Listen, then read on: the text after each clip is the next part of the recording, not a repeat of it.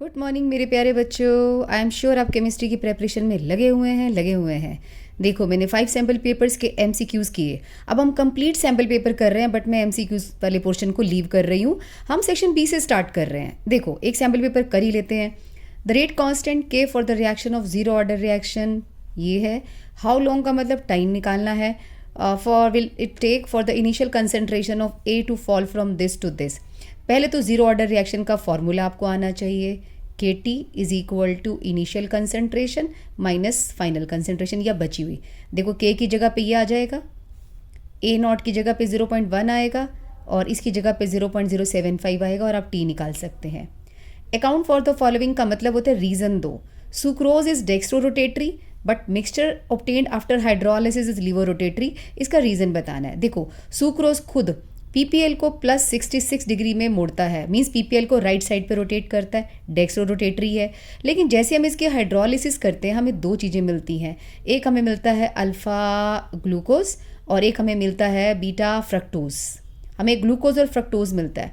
Glucose light को rotate करता है प्लस 52.4 डिग्री के एंगल पे, फ्रक्टोज करता है माइनस 92.4 डिग्री पे। तो रिजल्टेंट क्या होगा, लाइट रोटेट हो जाएगी माइनस 40 डिग्री पे, मीन्स लीवो बन जाएगा। यही बात उसने बोली।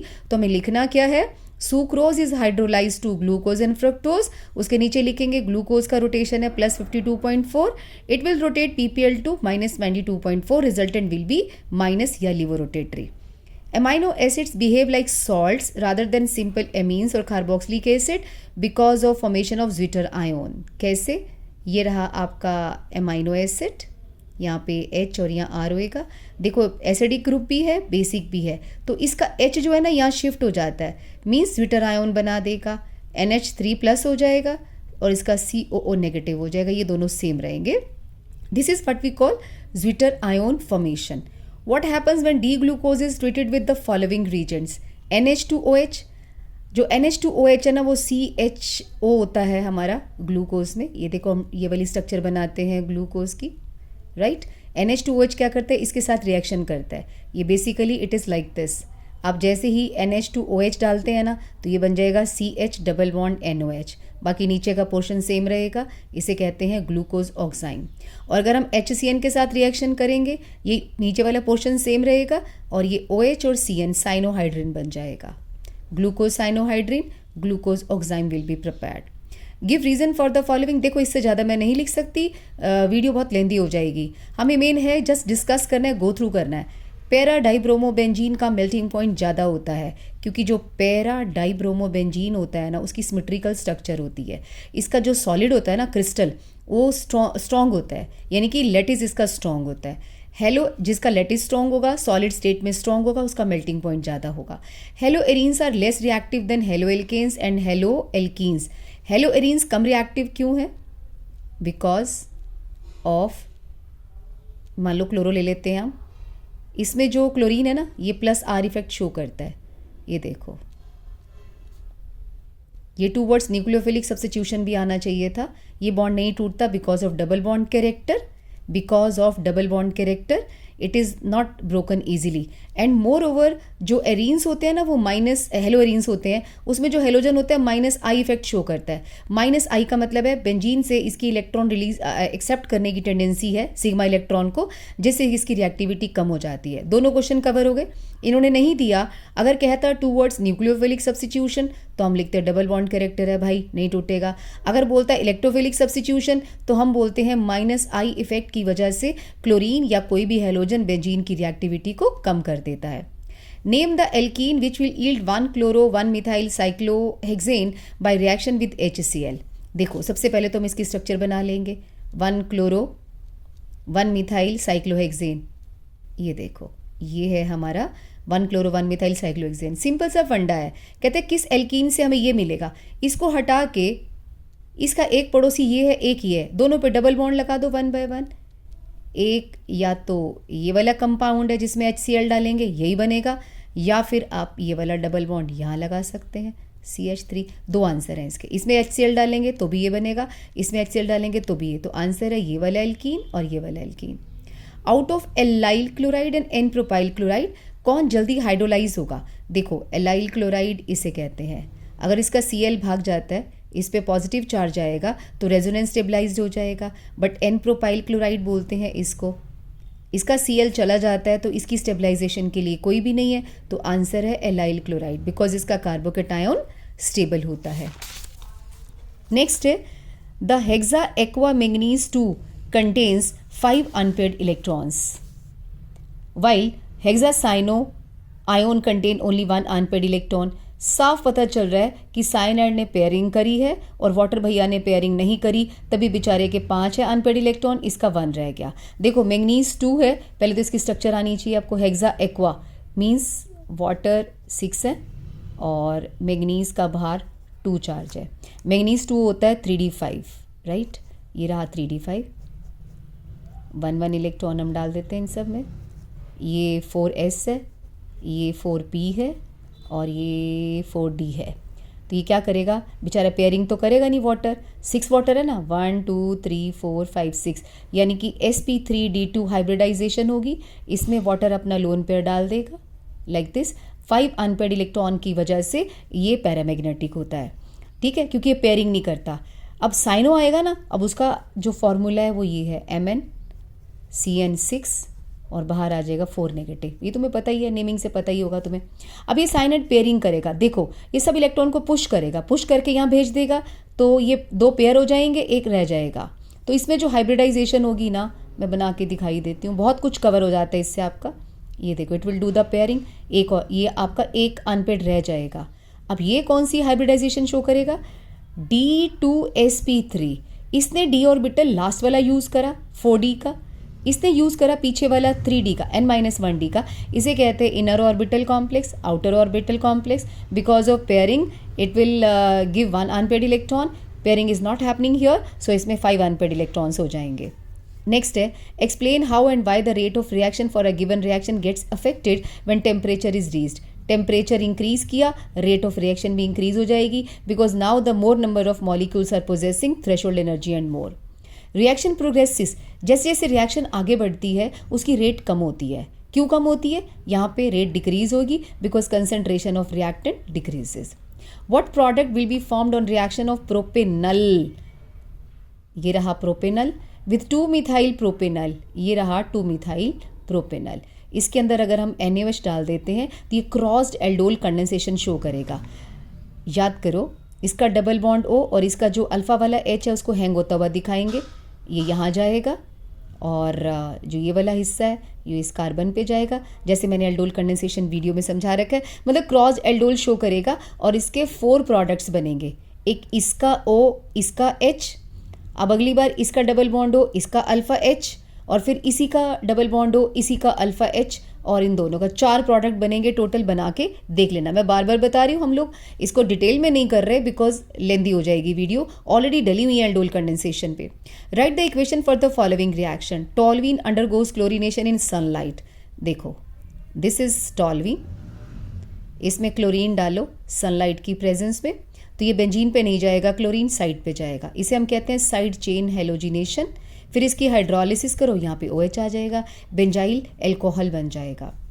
Chloromethane is treated with excess of ammonia, ये रहा आपका क्लोरोमीथेन, इसमें आप कहते हैं एक्सेस ऑफ अमोनिया, HCl निकलेगा, आपको मिलेगा CH3NH2। Reaction will not stop, अगली बार CH3 whole twice NH secondary amine मिलेगा, फिर उसके बाद CH3 whole thrice N tertiary amine मिलेगा। एवरी स्टेप पर HCl निकल जाएगा और CH3Cl आपका ऐड होता चला जाएगा, ठीक है।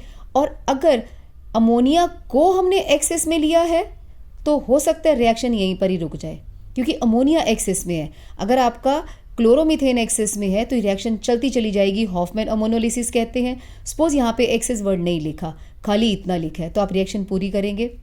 अगर एक्सेस ऑफ अमोनिया पे जोर दिया गया है तो रिएक्शन यहाँ पर रुक जाएगी, CH3NH2। मैंने दोनों क्वेश्चन बता दिया आपको, हॉफमैन अमोनोलिसिस इसको कहते हैं। और अगर एक्सेस वर्ड ना लिखा होता तो भी आप यही करते, लेकिन अमोनिया एक्सेस में है तो समझो रिएक्शन यहाँ पर रुक गई है, ये कम है, तो मिथाइल अमीन बनेगा, प्राइमरी अमीन ओनली।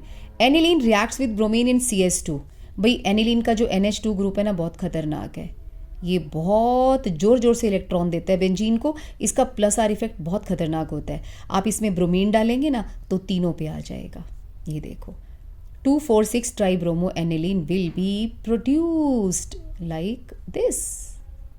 ठीक है, नेक्स्ट है using valence bond theory explain the following with respect to CONH6।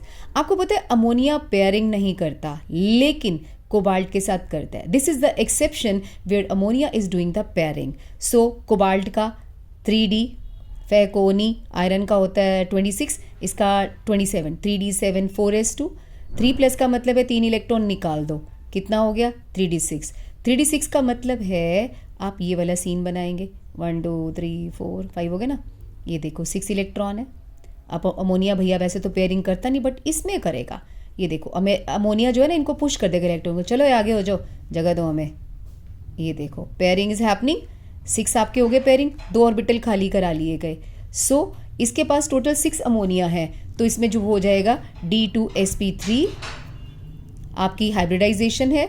It is using N-1d orbital, so it is inner orbital complex. Magnetic moment कितना है 0, बिकॉज सारे इलेक्ट्रॉन पेयर्ड हो चुके हैं।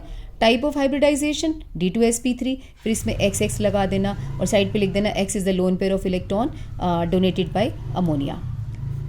Answer the following questions. Thermodynamic feasibility of the reaction alone cannot decide the rate of the reaction. Explain with the help of the example. इस question का ये मतलब है थर्मोडायनेमिकली एक रिएक्शन का डेल्टा जी नेगेटिव है और हम सब ने पहले से पढ़ा हुआ है कि जिस रिएक्शन का डेल्टा जी नेगेटिव होता है वो स्पॉन्टेनियस होती है। लेकिन ये कह रहा है कि फिर भी कई रिएक्शंस नहीं होती हैं। क्यों? देखो इसका रीज़न है, पहले तो मैं रीज़न बता देती हूँ। डेल्टा जी नेगेटिव है, रिएक्शन स्पॉन्टेनियस है लेकिन हो नहीं रही, क्योंकि एक रिएक्शन के होने में 3 कंडीशन चाहिए, कोलिजन, थ्रेशोल्ड एनर्जी और तीसरा प्रॉपर ओरिएंटेशन। हो सकता है प्रॉपर ओरिएंटेशन ना हो या थ्रेशोल्ड एनर्जी बड़ी ज़्यादा हो कि हमें बाहर से सप्लाई ना हो सकती हो। आप इसका एग्जाम्पल ये भी लगा सकते हैं। आपको पता है डायमंड से ग्रेफाइट से डायमंड बनाना बहुत इजी होता है लेकिन रूम टेम्परेचर पर बनता नहीं है। क्यों नहीं बनता? क्योंकि उसके लिए बहुत हाई प्रेशर चाहिए होता है which is not attend. Next, the thermal decomposition of HCOOH is first order reaction with the rate constant इतना at a certain temperature. Calculate how long will it take for the 3/4 of initial quantity. देखो first order reaction है, पहले इसका formula आना चाहिए। T 3/4 का meaning होता है 2.303 अपॉन के लॉग। इनिशियल कंसेंट्रेशन 1 है और 3/4 का मतलब है 3/4 खत्म हो गई तो बची कितनी 1/4। इसमें K की वैल्यू पुट करो, बस आपका आंसर आ जाएगा। और जो log 4 होता है that is 0.6। Next question is give reason for any 3 of the following. Alkylamine is more basic than ammonia. Alkylamine का मतलब है ये ऐसा है, ये इलेक्ट्रॉन रिलीजिंग इन नेचर होता है, इससे इलेक्ट्रॉन डेंसिटी नाइट्रोजन पर इंक्रीज हो जाएगी और बेसिक करेक्टर बढ़ जाएगा अमोनिया के कंपैरेटिवली। आप कहते हैं एनिलीन वीकर बेस है देन साइक्लोहेक्साइलामीन। देखो हम एनिलीन बना लेते हैं, जैसे ये इलेक्ट्रॉन रिलीजिंग है ना, ये इलेक्ट्रॉन विदड्रॉइंग है, तो ये नाइट्रोजन पर इलेक्ट्रॉन डेंसिटी को डिक्रीज कर देगा, बेसिक करेक्टर डिक्रीज हो जाएगा। Methylamine in aqueous medium gives reddish brown precipitate with FeCl2। इसका आंसर मैं यहाँ लिख रही हूँ। देखो मिथाइलामीन है, आप कोई भी एमीन को वाटर में डालेंगे, ये क्या करता है प्रोटोनेटेड हो जाता है, वाटर का H+ छीन लेता है, ये छीन लिया इसने, NH3+ हो गया और वाटर का बन गया OH नेगेटिव। ये OH नेगेटिव Fe3+ के पास जाता है और FeOH होल थ्राइस के रेडिश प्रेसिपिटेट बना देगा। Electrophilic substitution in case of aromatic amines takes place more readily than benzene. ये इसकी वजह से because of very large +R effect, इसका +R इफेक्ट ज़्यादा होता है। आप इसमें रेजोनेटिंग स्ट्रक्चर्स भी बना के दिखा देना। Because of +R effect it increases electron density on benzene ring और उसको एक्टिवेट कर देता है। अगर बोलेगा ऑर्थो पैरा क्यों है तो आप बोलना because it increases electron density at ortho and para position. ये सारी आपने बनाकर भी दिखानी है, मैं बना नहीं रही क्योंकि आपकी प्रेपरेशन हुई हुई है, लास्ट स्टेप है हमारा ये। Identify the major product when chlorobenzene undergoes Friedel Crafts acylation. Wow, बहुत कुछ पूछ लिया उनसे बातों बातों में। एक तो क्लोरोबेंजीन की स्ट्रक्चर बनाओगे और एसाइलेशन में खुद ही लोगे क्या लेना है, CH3COCl डाल दिया हमने और एनहाइड्रस AlCl3 ले लेंगे। ये Cl इसके साथ भाग जाएगा क्योंकि इसके पास एक वेकेंट ऑर्बिटल है, C पे आ जाएगा पॉजिटिव चार्ज। मैंने बातों बातों में 4 क्वेश्चन बता दिए आपको। AlCl3 का रोल क्या है, हेलोजन कैरियर। पॉजिटिव चार्ज किस पे आता है, कार्बन पे या ऑक्सीजन पे, कार्बन पे। अब ये क्या करेगा, बेंजीन पे अटैक बोल देगा। बेंजीन पे Cl तो लगा ही हुआ है, एक COCH3 यहाँ आएगा, एक पैरा वाला बना देना, मतलब यहाँ बना देना। 2 प्रोडक्ट बनाने हैं। इसका नाम है 2-क्लोरोएसिटोफिनोन। बेंजीन पे जब COCH3 लगता है तो हम इसे एसिटोफिनोन कहते हैं। Why is the CX bond in haloarine extremely less reactive towards nucleophilic substitution? वही बिकॉज ऑफ, ये देखो प्लस आर इफेक्ट, इन दोनों के बीच में डबल बॉन्ड कैरेक्टर आ जाता है। Because of double bond character between benzene and this, यहाँ पे नेगेटिव चार्ज आ जाएगा, ये ऐसे। Because of resonance plus R effect, double bond character appears between C and X, so it is difficult to break and it will not carry out nucleophilic substitution reactions easily. Name the possible substrate which will give 2-methylpropene on reaction with KOH. देखो 2-methylpropene की पहले शक्ल बना लो, बना ली। Understood है ये alcoholic KOH होएगा क्योंकि वही करता है एलिमिनेशन। तो Cl आप कहीं भी लगा दो, यहाँ लगा दो, यहाँ लगा दो, तो आंसर है ये होना चाहिए। 2-methyl-2-chloro-2-methylpropane से ये बनता है। Grignard reason should be prepared under anhydrous condition. The question is, जब ग्रिग्नार्ड रीजन पड़ा होता है तो वाटर नहीं होना चाहिए। क्यों? Because RMGX react with water, बेवफा आर को निकाल देगा, भाग जाए यहाँ से। तू बना एल्केन वाटर के H के साथ, मैं OH लेके भाग जाता हूँ। तो आंसर है because of formation of alkene. Reaction दिखा देना। नेक्स्ट सेक्शन डी, ये है हमारा केस स्टडी। अब केस स्टडी में ये आप पढ़ लेना, आराम से पढ़ लेना। नॉर्मली क्वेश्चन कई बार इसमें से होते हैं, कई बार आपको अपने आप लिखने होते हैं। In which form do amino acid exist? Zwitterion. How is the charge distributed in amino acids? ये लो भाई, अभी बनाया था वैसे मैंने, ये तो R और H है। ज्विटर आयोन कैसे बनता है? ये देखो, ये H यहाँ शिफ्ट हो जाएगा बिकॉज एक ही मॉलिक्यूल में बेसिक ग्रुप भी पड़ा हुआ है और एसिडिक भी पड़ा है। ये चार्ज डिस्ट्रीब्यूशन दिखा देना भाई। What information is furnished by secondary structure of protein? We all know secondary structure 2 types की होती है, alpha helical and beta pleated. तो ये कहते हैं व्हाट इन्फॉर्मेशन, ये इन्फॉर्मेशन है भाई।